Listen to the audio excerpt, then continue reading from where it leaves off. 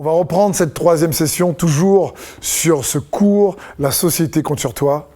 Et cette troisième session s'intitule « Une montée en puissance de l'Église ».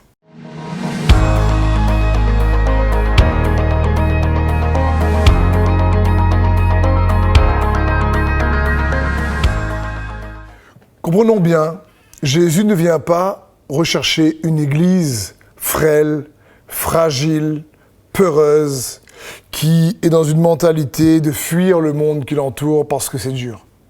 Ce n'est pas du tout le cœur du Seigneur. Il vient rechercher une Église forte, sans tache, ni ride, ni rien de semblable, comme dit les Écritures. Mais il est bon pour nous de comprendre que si c'est lui qui construit son Église, il ne construit pas une Église, comme Jésus lui-même l'a dit, c'est moi qui bâtis mon Église.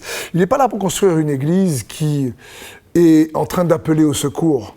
L'appel de l'Église pour attirer Christ n'est pas un appel au secours, mais c'est un appel à fêter la victoire, un appel à manifester la différence, cette lumière qui chasse les ténèbres. Et comprenons bien, plus la fin des temps arrive, plus l'Église va monter en puissance, plus la puissance de Christ va se manifester. Parce que là où le péché abonde, là la grâce surabonde. Et il y a une prophétie du prophète Ésaïe que j'aimerais que nous puissions voir ensemble dans Ésaïe chapitre 2 à partir du verset 2. Il est écrit « Il arrivera dans la suite des temps que la montagne de la maison de l'Éternel sera fondée sur le sommet des montagnes, qu'elle s'élèvera par-dessus les collines et que toutes les nations y afflueront. » C'est juste incroyable. Il arrivera dans la suite des temps, ça parle des temps de la fin, que la montagne de la maison de l'Éternel sera fondée sur le sommet des montagnes, qu'elle s'élèvera par-dessus les collines et que toutes les nations y afflueront. Donc on voit bien ici, c'est pas une église qui se cache, c'est pas une église intimidée. C'est pas une église qui a peur du monde ou de la société. C'est une église où le prophète, ici inspiré par Dieu, compare à une montagne. Une montagne, ça se voit. Une montagne, ça s'aperçoit de loin, même de très loin. Une montagne, c'est massif. Et pour couronner le tout, ça parle de la maison de l'Éternel, la montagne de la maison de l'Éternel sera fondée sur le sommet des montagnes. Alors là, si on ne voit pas, on ne voit plus. Parce qu'on va la voir, cette église, qui va s'élever par-dessus les collines et qui va attirer à elle les nations. Donc, ici, le prophète Isaïe, des siècles avant que Christ soit mort et ressuscité, prophétise ces temps dans lesquels, réellement, plus que jamais, nous vivons. Parce qu'il explique que l'Église sera la maison de l'Éternel, cette montagne, élevée au-dessus de toute montagne. Donc comprenons bien, non seulement l'Église monte en puissance, mais il y a des sagesses dans les principes que Dieu donne à l'Église incroyables.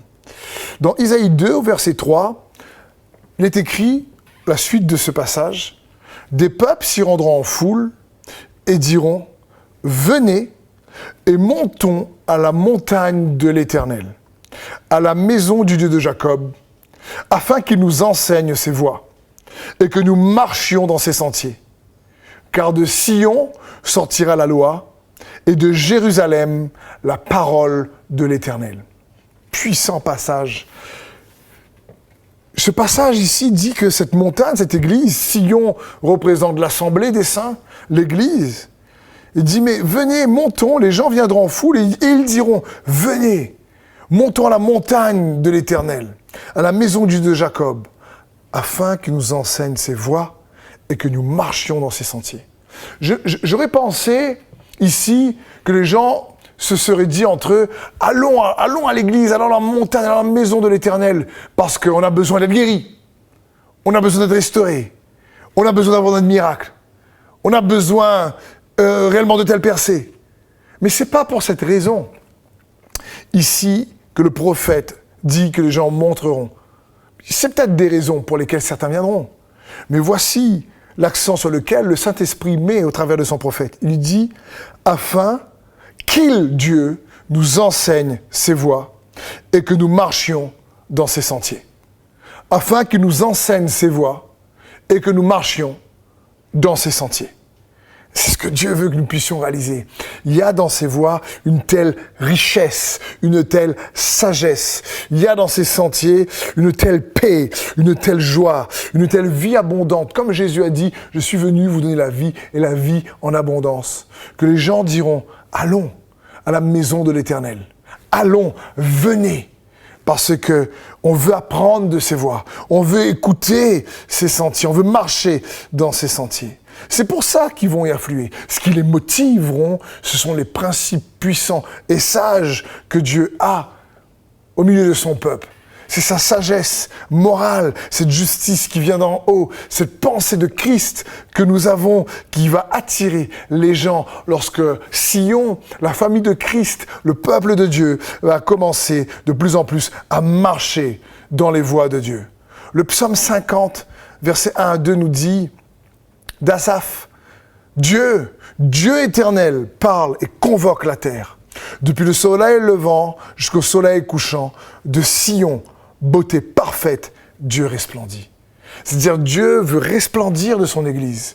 Il veut briller. Il veut que ces rayons de lumière puissent réellement impacter. Pour moi, j'aime dire, vous savez, la parole, c'est la lumière.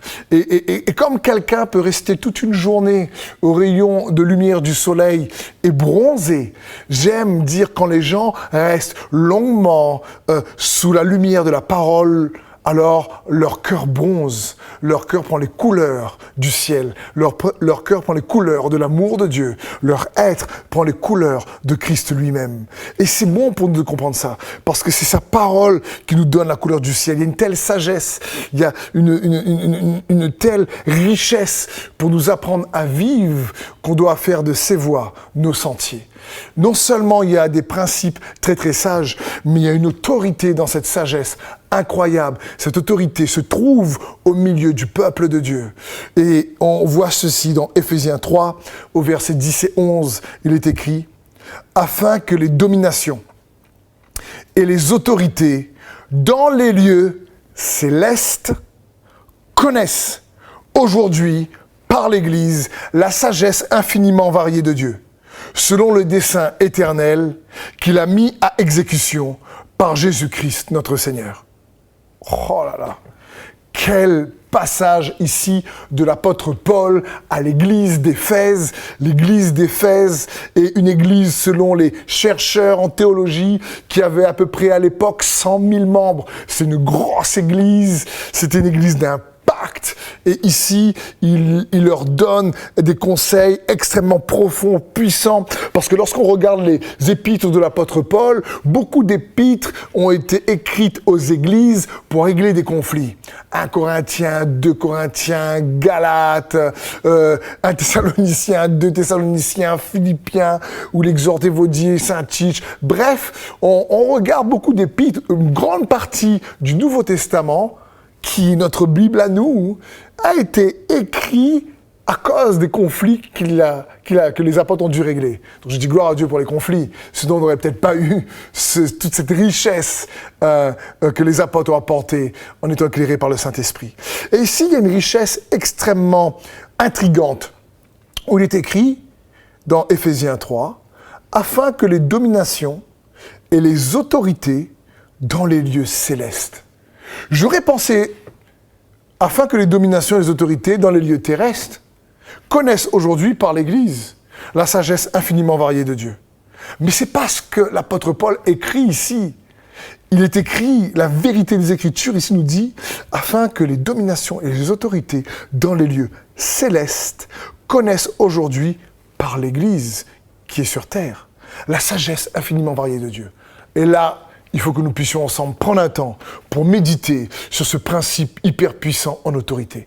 Comprenons bien la chose suivante. Les anges et les archanges sont des êtres qui voient la gloire de Dieu. Lorsque ça parle de domination et d'autorité ici, ça ne parle pas uniquement d'autorité et domination mauvaise. Ça parle, oui, des rangs dans la réalité de l'esprit. Quel que soit bon ou mauvais, la Bible dit ici qu'ils vont connaître dans la réalité des cieux, par l'Église, la sagesse infiniment variée de Dieu. L'apôtre Pierre dit dans un autre passage que les anges cherchent à plonger leur regard pour voir ce qui se passe sur la terre et apprendre. C'est juste incroyable. Ces êtres glorieux que sont les anges veulent découvrir, par le biais de l'Église, c'est-à-dire toi et moi, la sagesse infiniment variée de Dieu. J'imagine déjà, il y a quelques siècles de ça, quand le temps fut venu dans l'éternité, où le Père, le Fils, le Saint-Esprit se mettre d'accord et le Fils dire « c'est bon, je descends ». Et les anges dire « wow, qu'est-ce qu'ils font là ?» Le ciel se vide de la présence du Fils, qui est la parole, qui est l'alpha et l'oméga, le commencement et la fin, se fait chair et il se dépouille de sa gloire pour devenir un serviteur et prendre la forme d'un homme et obéir jusqu'à la mort et même la mort sur la croix. Waouh! Je veux dire, les anges devaient en train de parler entre eux, ils devaient se dire les uns les autres, mais qu'est-ce qui se passe? Qu'est-ce qu'il nous fait? Et ils devaient découvrir la sagesse infiniment variée de Dieu. Et Dieu est venu racheter une créature qui, comme nous dit les Écritures, pendant peu de temps est inférieure aux anges, c'est-à-dire les hommes. Et les hommes ont une capacité d'expérimenter une dimension de l'amour de Dieu que les anges n'ont pas. Les anges n'ont pas été rachetés comme l'homme. Pourtant, un tiers d'entre eux sont partis en enfer et en péché, en suivant Satan. Et Dieu a racheté l'homme par son amour. Je veux dire, Dieu a choisi de révéler aux réalités célestes, par le biais de l'Église, ses enfants, ses fils et ses filles, sa famille, le peuple qui porte son nom, de révéler sa sagesse infiniment variée. C'est pour ça que les anges doivent plonger leur regard, leur dire « wow, on va voir là-dedans, face à cette difficulté, comment ils vont entendre la voix de Dieu dans leur cœur, et par la foi, et on va voir les impossibilités. Nous-mêmes, on va recevoir les ordres, on a l'écoute de la voix de Dieu, lorsque Dieu va nous demander pour les servir, et on va découvrir une nouvelle facette de la sagesse de Dieu qui s'exprime au travers d'eux. On va voir les couleurs de l'amour de Dieu qui va se manifester au travers d'une sagesse incroyable lorsque l'homme est dans les difficultés, l'adversité, la misère, lorsqu'il y a de la souffrance et de la douleur. Les anges sont dans la gloire. C'est pas la même chose. Et nous, dans cette douleur, cette souffrance, où on apprend, malgré tout, à dire « je vais choisir de lui offrir un sacrifice de louange, de lui offrir un sacrifice de reconnaissance. » Et ensuite, comme Paul et Silas dans Acte 19, où on voit les chaînes des prisonniers dans la prison être brisées, et les anges sont là et regardent et se disent « mais waouh, tu as vu comment Dieu se manifeste au travers d'eux, regarde ce que Dieu a fait par la foi qu'ils ont eue. » Et ils découvrent également, eux qui voient déjà encore Dieu dans la gloire, ils découvrent d'autres facettes de Dieu, une sagesse infiniment variée au travers de nous, l'Église. Voilà ce que signifie Éphésiens 3:10, verset 11. C'est juste incroyable. Ce plan, ce dessein éternel qu'il a mis en exécution par Jésus-Christ, notre Seigneur. Psaume 110, à partir du verset 1, de David. Parole de l'Éternel à mon Seigneur. Assis-toi à ma droite, jusqu'à ce que je fasse de tes ennemis ton marchepied. L'Éternel étendra de Sion le sceptre de ta puissance. Domine au milieu de tes ennemis.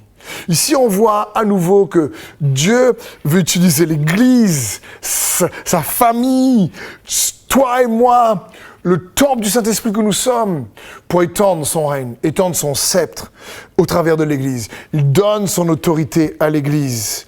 Nous devons réaliser cela. Il donne son autorité, le sceptre, le symbole de l'autorité. Mais la sagesse est aussi le symbole de l'autorité. Parce que dans Proverbe 8:15, il est écrit « Par moi, la sagesse, les rois règnent, et les princes ordonnent ce qui est juste. Par moi, les rois règnent, et les princes ordonne ce qui est juste par la sagesse. Le règne vient par la sagesse. Il y a une autorité par la sagesse. Celui qui est sage ou qui cherche à manifester, à marcher dans les voies, les sentiers de Dieu, va transporter en lui-même de l'autorité, parce que la sagesse a en elle-même de l'autorité pour solutionner et amener la couleur que Dieu choisit à se manifester sur la terre, et les anges eux-mêmes désirent plonger leur regard. Ça parle de ça. D'ailleurs, Jésus lui-même a dit, mais la sagesse est justifiée par ses œuvres lorsque certaines personnes doutaient de qui il était. La sagesse est justifiée par ses œuvres. Matthieu 11, verset 19. Ça signifie que la sagesse est réellement vue lorsqu'on n'arrive pas à bien comprendre, lorsqu'on a une incompréhension ou une mauvaise compréhension, lorsqu'on a une ignorance. La sagesse se manifeste au travers des œuvres à nouveau, au travers de l'action, au travers des choix, des directions. C'est ça. La sagesse, ce n'est pas que le bon sens. La sagesse est issue de la foi. La sagesse se trouve dans le chemin de l'humilité, de l'intégrité, de la justice, nous dit les Écritures. Nous devons réaliser cela. La sagesse nous permet d'être habiles à faire des choix, non pas entre ce qui est bon ou mauvais, mais des choix qui apportent la vie. Parce que la sagesse nous apprend non plus à tirer notre source de jugement et d'appréciation à partir de l'arbre de la connaissance du bien et du mal, mais la sagesse nous apprend à tirer notre source à partir de l'arbre de vie. C'est pour ça que dans le livre des Proverbes, il est dit que la sagesse est un arbre de vie. C'est des choix qui apportent la vie, parce que nous sommes tous libres de nos choix, mais nous ne sommes pas libres des conséquences de nos choix. Une fois que le choix est fait, les dés sont jetés, il y a des conséquences qu'il faudra en tirer. Et nous fonctionnons à partir du péché, dans cette connaissance qui paraît être bien et pas bien. Nous faisons une séparation à partir de ce qui est bien et ce qui est pas bien. Mais cette connaissance du bien et du mal, nous l'avons appris à partir de la consommation d'Adam et Ève de l'arbre de la connaissance du bien et du mal. Et le péché a fait son entrée.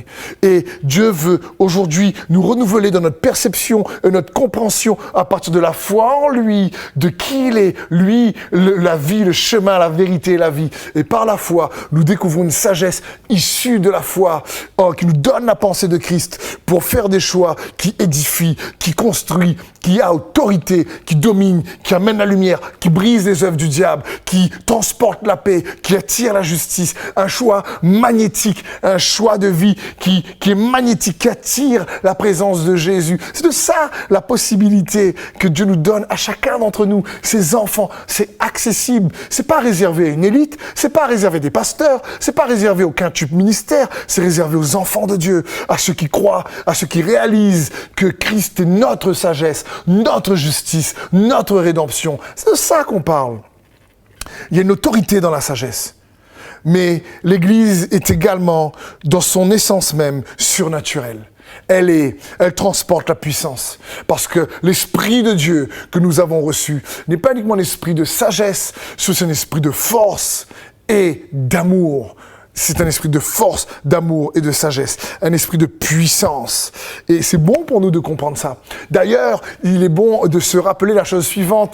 Les disciples ont marché 3 ans avec Jésus. Ils l'ont vu faire des miracles, ils l'ont vu faire des signes et des prodiges, ressusciter les morts, refaire marcher les paralysés. Les disciples ont vu Jésus faire des prodiges lorsqu'il n'y avait pas à manger pour une foule. Il leur dit, écoutez, emmenez-moi les pains et les poissons. Il multiplie pour eux et tout le monde est nourri. Lorsqu'il faut payer le temple, il dit à Pierre, écoute, va pêcher un poisson et il y aura une pièce dans sa bouche et t'inquiète pas. Pierre, il va et c'est réglé pour eux. Je veux dire, lorsqu'il y a une tempête, il dort et les disciples sont inquiets. Il le réveille, Jésus, qu'est-ce que tu fais? Et Jésus dit, mais pourquoi vous n'avez pas de foi? Vous devez avoir un peu la foi, les gars, qu'est-ce que vous faites? Oh! Et puis il parle à la mer, il parle à la tempête, la mer se calme, la tempête se calme. Les gars n'avaient pas de problème avec Jésus. Ils avaient testé, ils savaient qu'ils pouvaient pourvoir dans n'importe quel niveau, même au niveau économique de leur business. Ils pêchent toute la nuit, c'était leur entreprise, ils prennent rien du tout, il n'y a pas de poisson. Et pourtant, Jésus arrive le matin, j'étais au filet à droite et bam, il jette le filet à droite. Et là, ils n'arrivent même pas à remonter le filet, il faut une autre barque vienne les aider et le business remonte. C'est incroyable. Avec Jésus, dans 3 ans, ils ont vécu tellement de choses magnifiques qu'ils pouvaient témoigner. Mais Jésus leur dit la chose suivante. N'allez pas témoigner tout de suite. Attendez, car vous recevrez une puissance. Le Saint-Esprit viendra sur vous et vous serez mes témoins. C'est juste incroyable. Ils avaient déjà vu, ils pouvaient témoigner de ce qu'ils avaient vu, ils pouvaient raconter ce qu'ils avaient vu. Mais Jésus ne voulait pas qu'ils le fassent sans la puissance du Saint-Esprit. Il voulait qu'ils témoignent de la puissance du Saint-Esprit. Parce que le Saint-Esprit, c'est lui qui rend Jésus, non plus un Jésus qui était là dans le passé. C'est plus un Jésus historique. Le Saint-Esprit rend Jésus authentique. C'est lui qui permet par la puissance de celui qui était, qui est, qui vient de se manifester. Ils pouvaient raconter ce qu'ils avaient vécu, mais avec le Saint-Esprit, ils n'allaient pas uniquement raconter ce qu'ils avaient vécu, ils allaient reproduire ce qu'ils avaient vécu. Et c'est bon pour nous de comprendre ça. Et c'est que là, le jour de la Pentecôte, où Pierre prêche, 3000 âmes se donnent, et l'Église doit plus que jamais ne pas oublier cette puissance du Saint-Esprit, parce que ce n'est ni par la force, ni par la puissance humaine, mais c'est par l'Esprit, nous dit les Écritures, que toute montagne sera aplanie. Donc il est bon pour nous de se rappeler, de faire attention, de ne pas laisser, par exemple, la raison remplacer la foi. De ne pas laisser les fausses richesses remplacer les vraies richesses. Il y a des choses qui ne s'achètent pas avec de l'argent. Il y a des choses qui s'achètent avec la foi, avec le sacrifice, en payant le prix. Tu ne peux pas acheter la fidélité avec de l'argent. Tu ne peux pas acheter l'amour avec de l'argent. Tu ne peux pas acheter la loyauté avec de l'argent. C'est pas comme ça que ça se passe. Tu ne peux pas acheter le courage avec de l'argent. Il y a d'autres valeurs, des vraies richesses qu'il nous faut avoir et intégrer par la puissance du Saint-Esprit.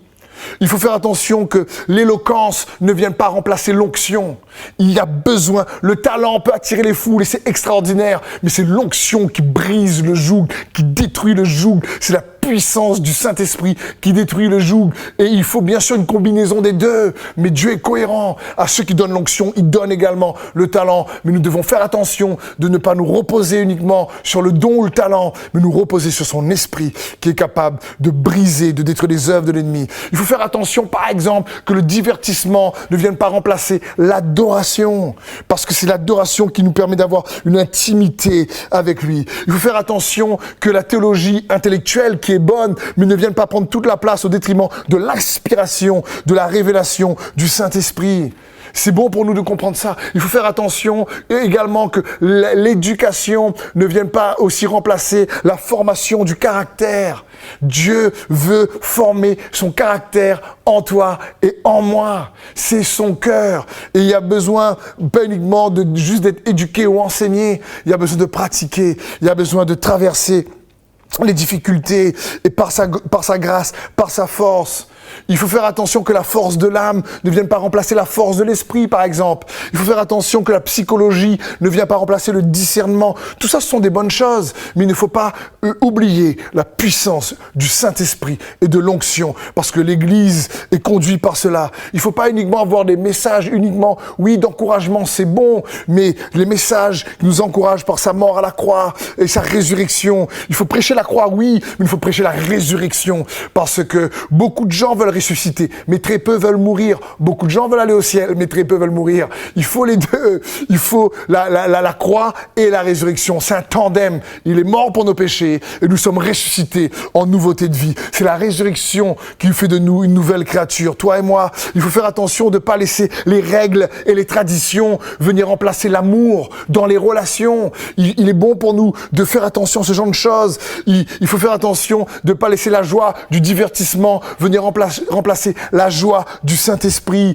Il faut faire attention que la capacité humaine ne vienne pas remplacer la grâce que Dieu nous donne. Il faut faire attention de ne pas laisser la tradition remplacer la parole. On a besoin de la puissance du Saint-Esprit. L'Église, plus que jamais aujourd'hui, non seulement a besoin de la sagesse de Dieu, mais a besoin de revenir à la puissance de Dieu. Cette puissance issue de l'intimité par la prière. On a besoin d'imiter l'Église des actes, comme je vous disais, qui n'avaient pas la parole que nous on a. Ils avaient moins que nous et ils ont fait plus que nous. On doit s'inspirer de ces frères et de ces sœurs qui nous ont devancés et qui aujourd'hui ont rejoint la nuée de témoins et qui nous dit à toi et moi qui sont sur terre, fonce, vas-y, fonce, qu'est-ce que tu fais? Fonce. Si Jésus vit en toi, c'est pour que tu le manifestes. Si Jésus vit en toi, il ne vit pas pour rien en toi. Le Dieu qui a créé le ciel, la terre et l'univers vit en toi et moi. Comment se fait-il que parfois on ne réalise pas suffisamment cela et on doit s'encourager les uns les autres au travers de la parole pour éveiller ça et laisser sa puissance prendre toute la place. C'est hyper important parce que c'est grâce à sa puissance que il y a une évidence, qu'on rend évident son existence. J'aime dire, être un témoin, c'est être réellement l'évidence de son existence. La puissance révèle Dieu maintenant. La puissance, que ce soit des guérisons, des signes, miracles, prodiges, que tu veux, ou de ce que Dieu qui pourvoit, ou de Dieu qui te fortifie dans ton être intérieur. Peu importe, la puissance fait la différence. Elle nous permet de triompher de l'impossible. C'est pour ça que Dieu nous a donné la foi. Parce que sinon, la raison nous suffirait. La raison nous suffirait largement pour réfléchir et être intellectuellement bon. Mais Jésus dit, oh, je te loue, Père, de ce que tu as caché cela aux sages et aux intelligents, mais tu l'as révélé aux enfants. Ça parle des enfants dans la foi, de ceux qui savent que la foi nous était donnée pour devenir des conquérants de l'impossible et qui face aux défis, aux montagnes, vont dans sa présence pour pouvoir bénéficier de sa force et de sa puissance. C'est ce que Dieu veut que nous puissions expérimenter de plus en plus. Et je terminerai sur ce dernier point lors de cette session. L'Église, c'est aussi le lieu où naissent les héros. Les héros de la foi. Les vrais héros, c'est pas les Avengers. Je veux dire, mais Hulk, il n'arrive même pas à se maîtriser lui-même. Et il est tout vert, il se met en colère. Les vrais héros, ce sont les enfants de Dieu. Les vrais héros, l'Église, j'aime dire que l'Église est un producteur de libérateurs. Libérateurs de quoi? De héros. Elle produit des héros de la foi. Des hommes et des femmes qui ont le courage de la foi pour faire la différence et qui se battent parce que la vie qu'on croit ou qu'on ne croit pas est faite d'adversité. C'est pas parce que tu es pas chrétien que Satan va te louper, va te dire, oh, lui, il n'est pas chrétien, je vais pas l'attaquer. Chrétiens et non chrétiens sont attaqués. Mais nous avons la grâce d'avoir Christ. Et dans Abdias 17-18, puisqu'il n'y a qu'un chapitre, il est écrit, mais il y aura des réchappés ou des rescapés, si tu veux, sur la montagne de Sion, l'église encore. Elle sera sainte et la maison de Jacob possédera ses possessions. Et la maison de Jacob sera en feu et la maison de Joseph une flamme et la maison d'Ésaü du chaume. Ils s'allumeront parmi eux et les consumeront. Il n'y aura rien de reste dans la maison d'Ésaü, car l'Éternel a parlé, car les libérateurs monteront de la montagne de Sion pour juger la montagne d'Ésaü et le royaume sera l'Éternel. Ça parle de notre temps. Le royaume des cieux, c'est la bonne nouvelle que Jésus est venu annoncer et le royaume sera l'Éternel. Sion, ça représente l'Église. Je dis, mais de l'Église, Dieu va libérer des libérateurs. C'est ce qu'il faisait à l'époque des juges. Lorsque la nation n'allait pas, il élevait des juges et les juges venaient libérer la nation. Et aujourd'hui, ce que Dieu veut faire avec ces enfants que nous sommes, c'est que nous puissions prendre conscience en tant qu'enfants de Dieu qui veut nous libérer. Vous connaîtrez la vérité et la vérité vous rendra libre. Ça parle de cette liberté par l'amour qu'il nous a manifesté lors de la croix et de la résurrection. Par cet amour-là, il nous libère de l'amertume, de la guerre, de la haine, de la rancœur. Et il produit une paix. Et cette paix-là nous connecte à lui, une intimité. Et ça nous permet également de le faire. Ensuite, ce qu'il fait en nous, il le fait au travers de nous. Parce qu'on ne peut pas redonner aux autres ce qu'on n'a pas reçu. Mais quand on le reçoit, on le devient. Et quand on le devient, on le distribue. Et on le partage. Romains 8, verset 19. Aussi, la création attend-elle avec un ardent désir la révélation des fils de Dieu, car la création a été soumise à la vanité, non de son gré, mais à cause de celui qui l'y a soumise, avec l'espérance qu'elle aussi sera affranchie de la servitude de la corruption, pour avoir part à la liberté de la gloire des enfants de Dieu. Or, nous savons que jusqu'à ce jour, la création tout entière soupire et souffle les douleurs de l'enfantement. La création soupire, elle soupire après le réveil des enfants de Dieu, où l'Église et les enfants, fils et filles, réalisent le potentiel surnaturel, divin, qu'il y a en eux, Christ en nous, l'espérance de la gloire. Et même si cette gloire se manifestera pleinement au ciel, mais elle est donnée comme un acompte des biens à venir pour tester, goûter, avant même le temps, cette grâce que Dieu nous accorde, comme dans des vases de terre. Ce trésor, nous le portons dans des vases de terre, nous dit la parole de Dieu. Et c'est ce que la création soupire après cela. C'est pour ça que l'Église ne peut pas être un thermomètre, mais elle doit être un thermostat. C'est pour ça que toi et moi, on doit apprendre à être des thermostats et non pas des thermomètres. Un thermomètre prend la température de l'environnement. Un thermomètre, si l'Église est un thermomètre dans sa société, elle prend la température du monde. Mais si l'Église est un thermostat, si toi et moi, on apprend à être des thermostats, on change la température, on change l'environnement à la maison. Quand tu rentres de ton travail, tu es fatigué, ta femme est fatiguée, oui, tu n'as pas trop envie de voir ou parler à ta femme ou tes enfants, mais tu dois être un thermostat. Tu pries, Seigneur, donne-moi encore la grâce et la force pour que je puisse donner le reste de mes forces. Tu peux pas tout donner à ton travail et rien donner à ta famille et après crier chez toi, par exemple. Là, c'est un thermomètre. Je comprends qu'on peut être fatigué, il faut du repos, mais je parle de ce thermostat qui s'appuie sur la capacité, la puissance de Dieu pour changer les choses, pour transformer les choses, pour transformer les relations, pour dire s'il y a un conflit, j'ai le ministère de la réconciliation. S'il y a des disputes, je suis un artisan de paix. C'est ça être un thermostat. Si la nation va mal, si la société va mal, je vais prier pour le gouvernement, mais pas uniquement. Je vais prier, mais je vais agir, je vais passer à l'action. Je vais voir, on va dynamiser l'Église, on va équiper les saints et on va faire ressortir la créativité, l'imagination de Dieu dans leur cœur. Et ils vont aller et ils vont agir et on fait confiance par la foi qu'ils vont aller à la conquête de l'impossible. Parce que si Dieu est avec nous, si Dieu est avec eux, ils vont faire des exploits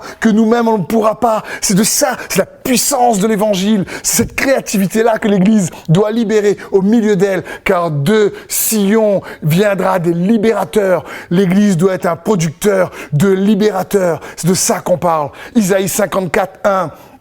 Réjouis-toi, stérile, toi qui n'enfantes plus, fais éclater ton allégresse et ta joie, toi qui n'as plus de douleur, car les fils de la délaissée seront plus nombreux que celle qui est mariée, dit l'Éternel. Élargis l'espace de ta tente, qu'on déploie les couvertures de ta demeure, ne te retiens pas, allonge tes cordages, affermis tes pieux, car tu te répandras à droite et à gauche, ta postérité envahira les nations et peuplera des villes désertes, car ton Créateur est ton époux, l'Éternel des armées est son nom. Dieu veut envoyer des héros dans la moisson. C'est ça. La société a besoin d'être pastorée par l'Église. L'Église, la société comme la brebis perdue dont l'Église doit aller chercher pour prendre soin, pour que la nation de disciples qu'est l'Église puisse faire de la nation qui l'entoure un disciple de Jésus-Christ par le moyen de la foi. Alors, Matthieu 9, 37, alors il dit à ses disciples, la moisson est grande mais il y a peu d'ouvriers. Et Dieu veut libérer des ouvriers dans toutes les sphères de la société pour être le sel et la lumière dans les nations. Sois béni.